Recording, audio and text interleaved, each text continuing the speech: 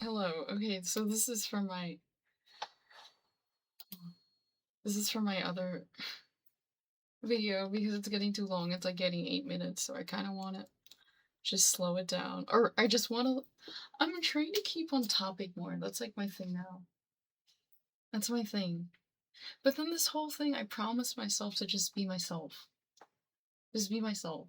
Even if my ADHD is really bad. Like, this is some homegrown shit before this AI psychosis stuff. I always tell people, like, hey, you have ADHD because all this AI or just algorithmic dopamine consumerism is just causing your brains to have ADHD. I've had ADHD for like since I was alive. I was born like that. That shit, baby, that shit's intergenerational. That goes back to all the way like from your like just your grandma and war. Like I'm not joking. There's this book I'm reading and it's about intergenerational trauma, and I really wish the author wrote it in a way that he kind of writes it that all the bad news is in the beginning, where it's like, hey, we've been looking at these mice, and when we fuck them up, they're still fucked up for like 5 generations. I'm like, that doesn't that makes me feel very helpless. Like, in a way, it's neat because you can sort of just blame everything on your grandparents or your parents. They're like, oh my god, grandma was just caught in a famine and she had to boil a belt to certain that's not me, that's this Russian family I know, but anyway. The Soviet Union was fucked up. Okay. It was communism was an experiment. It was really messed up. In some countries it was implemented into just, like it was implemented in a way that kind of works because China is kind of communist, kind of very different from how like Stalin or Lenin would see it, or not. Excuse me, not even that. Even going back, Karl Marx. But there's certainly a difference between just this idea of it and actually seeing something implemented and seeing it how it applies to real society and how people are actually acting. It's very different, but focus anyway. So in this book, it's about intergenerational trauma.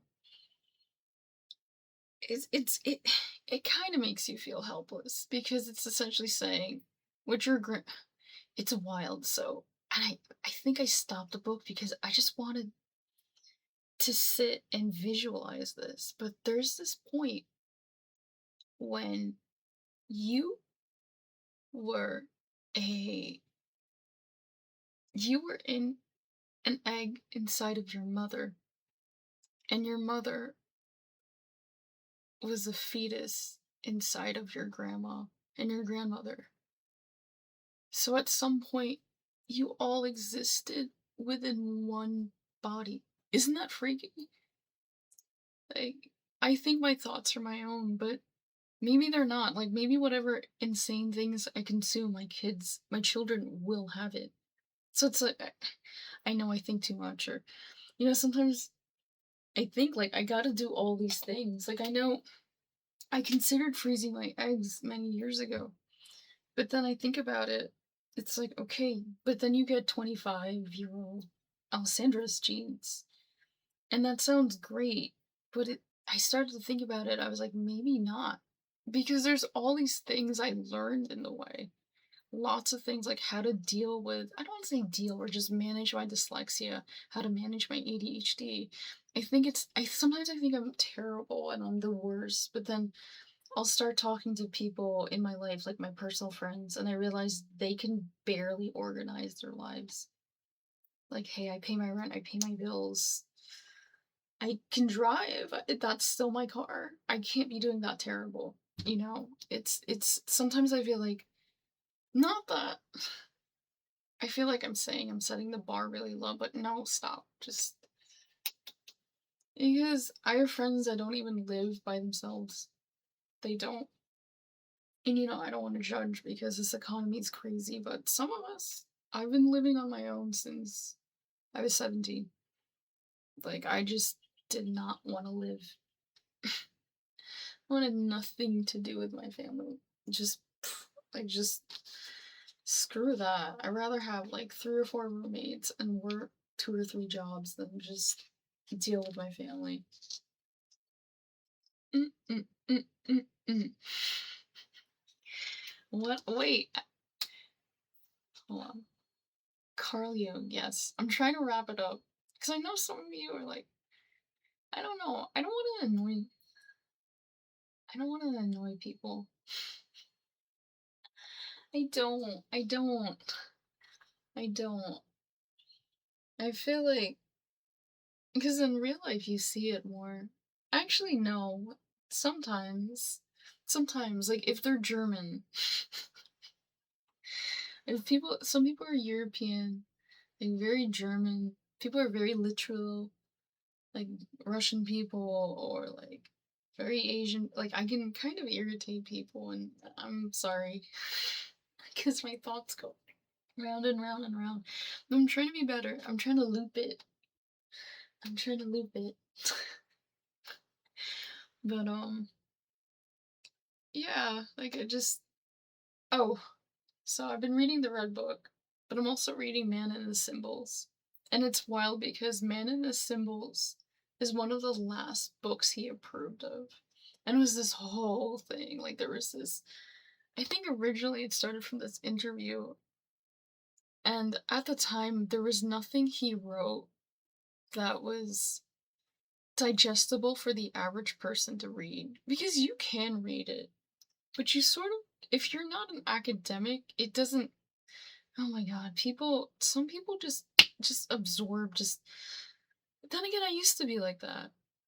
I used to read like a white paper like every just a day. It was crazy until I found some. Anyway, um, um, um, yeah, some people, graduate students, just there's just it's osmosis. They just you see your friend are like, yeah, I read all 5. And I'm like, God damn it, what a viper. But anyway, so it's his it's his first book that was supposed to be digestible for the average person. And he didn't want it to be written at first. He just didn't think, I don't want to get up and get it, the book, but I want to, his name, I want to say it's Moore or something. But, he, but anyway, this whole thing I'm getting at is that this book was really approved, like sealed approved by him. Like, everything in this book, Carl Jung felt was to his words, and he can die with it. And a bunch of other Jungian students read it. I think I forgot what her name. She's a woman, like Von France. I forgot what her name is. I hear her voice, Marie. I hear her voice in my head. Um, she's always talking about the anima, or the animus. Um, yeah. Sometimes I just have those videos running in the background, and then I'm just hoping something just, not that I don't understand it, but sometimes you hear or you pick up different things from whatever, like, different point you're listening it to. But going back to this book, at some point he writes that he's essentially making fun of Carl Jung by saying, yeah, we have to edit out all the parts where he's just hallucinating and going nuts, like in the 7 demon sermons. And there's a lot of stuff he wrote that they do not include, that his family held back because they thought he was going crazy. Like, he was in his library just talking to demons.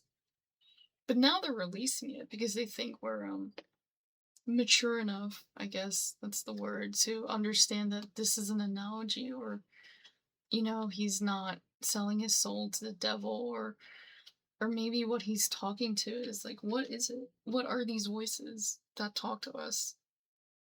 It's we assume that if you hear voices, you're a bad person or you're evil, and there's something inexplicably wrong with you as a person. But the thing is, some of like the most successful people have something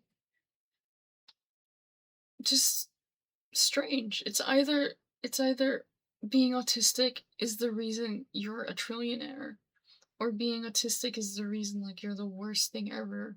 And it's the same thing. I don't have autism, I have dyslexia.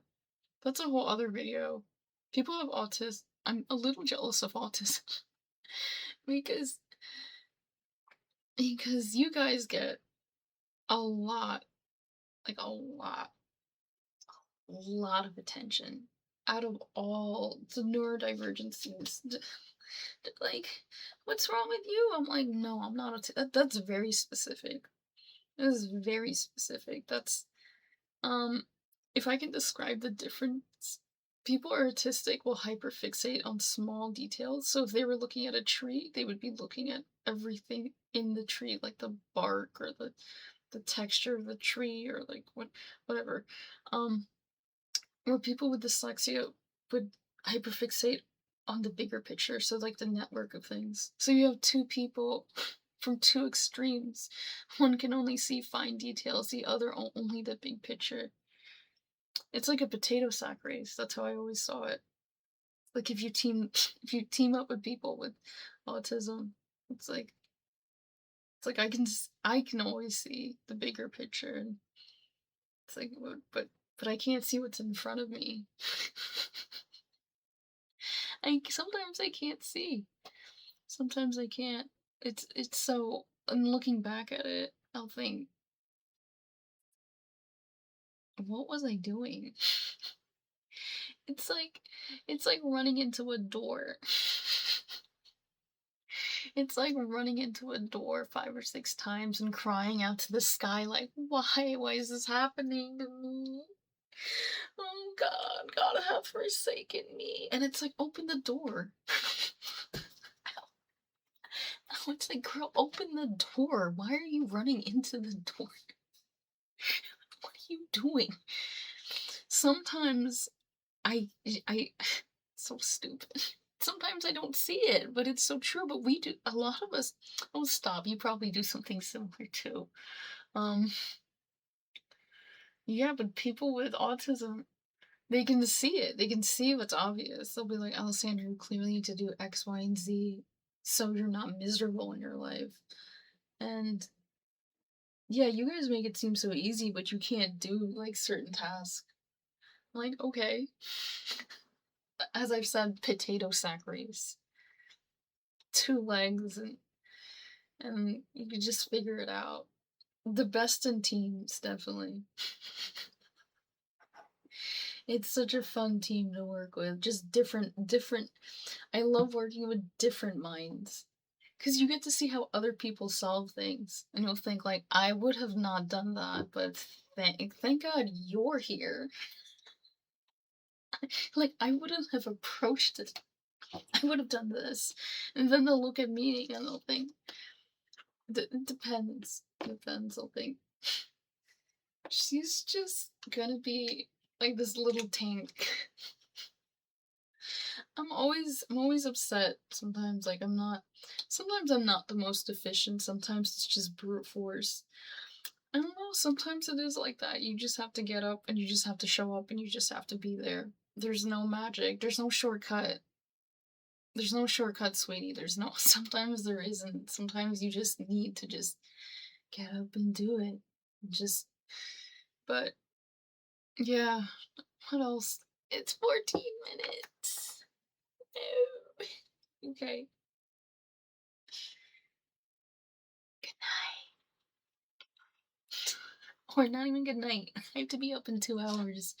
It's probably enough time to take off my makeup, exercise.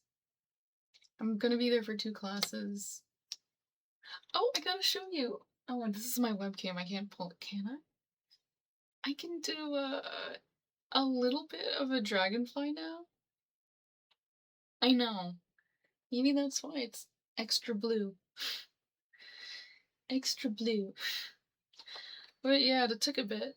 I would stay in a plank and I would just, well, I would use blocks and I just stay there for a bit. I would just kind of forcing the hole for a bit. I know it sucks. That kind of scapular retraction. Ugh. But it worked. Now I can balance more. I gotta make a video. But yeah, I'm just gonna go. I think I'm gonna just stay up. Yeah. And then maybe I'll go to the temple later. But yeah, if I go to the temple, because I can't, maybe if I brought a coat, and it's the summer, and it's the temple, I think they would understand. We have this really big Hindu temple, like the biggest one in North America. It's crazy. I know people think Jersey, and they're like, what? What? I should really get a little camera, because I gotta take you outside. You gotta see everything. Well, anyway, mwah, love you. Good night.